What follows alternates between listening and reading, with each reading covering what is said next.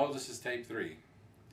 We have an audience today, so there'll be questions from the audience, and I'll proceed to answer them. So, we ready for the first question? Okay, great. So, first of all, I want to know how you know that you're delivering standard tech. Well, you have to define standard tech. Okay. To answer your question is, when people ask me that question, I show them the exact bulletins that they will be run on, the exact tapes or whatever we're doing. Then also show them the date and who created it, or was it put together by RTC, or was it put together by David Mayo? Those we don't do. So if it says LRH 1978 or under that, 1977, 75, we're doing those things. When people come to me, they're not getting my version of the particular level, they're getting LRH's version. Okay. And you talk to people in the FreeZone, and there's a lot of people who say, I'm doing standard tech. And they're doing it out of the culture and out of the training that they got their training in. So in other words, somebody did their training in the year 2000, they're going to think that's standard tech because that's the way they were trained. And but so that brings up a point. So where did you get your training? What is your background? How far did you get trained in? Well, I got trained in American Setting Organization. Did the briefing course twice. When was that? What year was 1971, 72, at Temple Street in Los Angeles. Temple Street. Yeah. Yeah. And then when I got out of the church, I didn't stop my training. I continued my training by finding people who were trained by LRH, or people that were trained by when LRH was around. So like I found a class 7 auditor who was trained by LRH, and she taught me how to do power processing. I found somebody who was trained to do knots under the LRH orgs, and they trained me how to do that. So everything I do, I got trained by someone who was trained by LRH or in the Flag or something like that. I didn't just get it off the internet. Right. A lot of people just get things off the internet and say, you know, I'm so and so. And what you should ask for is not only certificates, but also who trained you, and how did you get trained. See? Also, when I got trained in the FreeZone, I did internships under these people. I audited under them. I just didn't get it off the internet, or hey, give me some of the processes and check me out, and I'll audit it, no, something like that. So that brings up, how long have you been doing this? How long have you been auditing? I started auditing in 1969. I've been auditing for 40 years. 20 years in the church, and 20 years or more out of the church. So it's a long time. I think I'm the only one that's been constantly auditing as a profession for 40 years, longer than anybody that I know of in the field or in the church. So is this your only profession?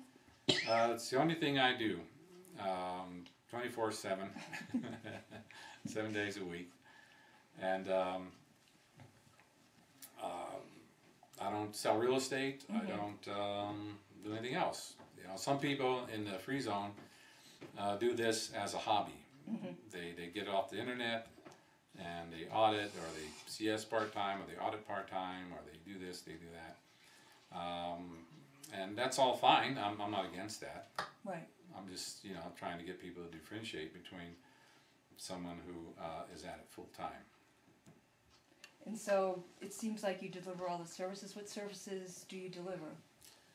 Well, all of them. You name it. And it's not that also that I deliver all things on the bridge, because I've done 3 bridges.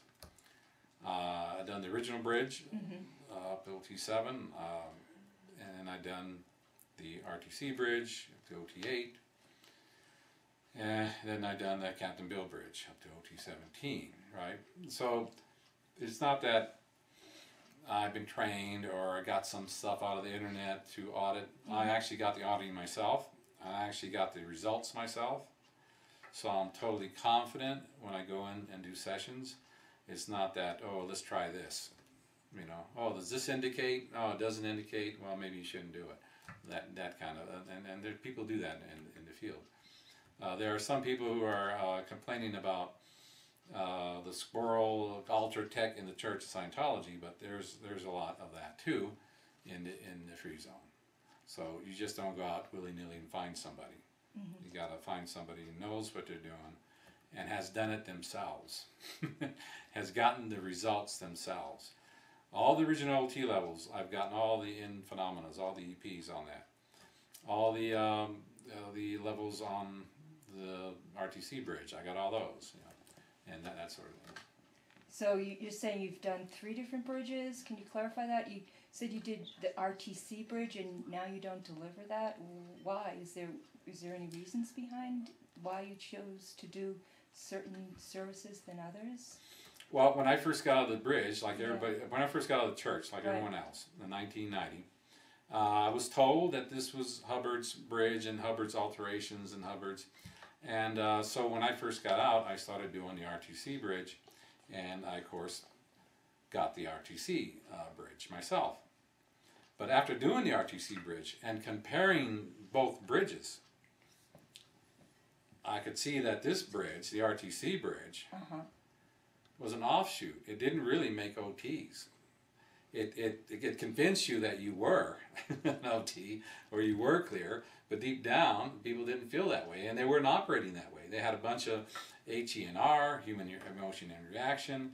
They couldn't even get their life together, and that wasn't the kind of OTs that the original bridge did, the 1975 bridge that Hubbard put together.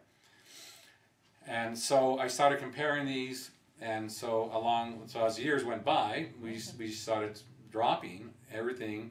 Once we started to discover who made the changes, why they made the changes, what was their motivation, and we just started dropping the RTC bridge to a point where it wasn't valid anymore. I mean, it was like, why should we deliver a squirrel bridge?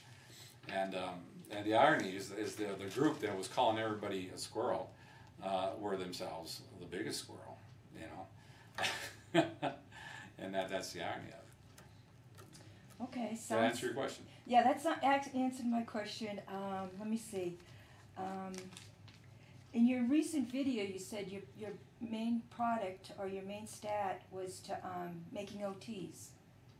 How are you going about doing that, or where do you stand on that? That's my personal stat. Yeah, I like to make OTs. Yeah. Operating Thetans, people who are more cause over the matter, energy, space, and time, right? What is my stat? I think we're in normal operating. You know, people come in and they do the original OT levels and stuff like that. Okay. I don't give out numbers. Right. Okay, so, no, that's fine. I'm just, just finding out a little more about the purpose of the FreeZone. You know, some people say is it to unite a group, making it, have one purpose, or what actually is the FreeZone? If people want to get more into it and maybe create their own group, I don't know, where do we stand, where do you stand on that? Well, the FreeZone are people who left the church. Yeah. And they're still doing and practicing Scientology outside the church. Under David Miscavige, they are told that they cannot operate or do Scientology outside the church. It's illegal. They'll get thrown in jail. This is all lies. This is all ways to trap people and keep them herded in the church. It's sort of like a Theta trap now in the church. No, the purpose of pardon? Keep them in fear. Yeah, in fear, so like they won't operate or they won't practice Scientology outside the church. When actually Scientology and Dialog was made for the man in the street, for everybody.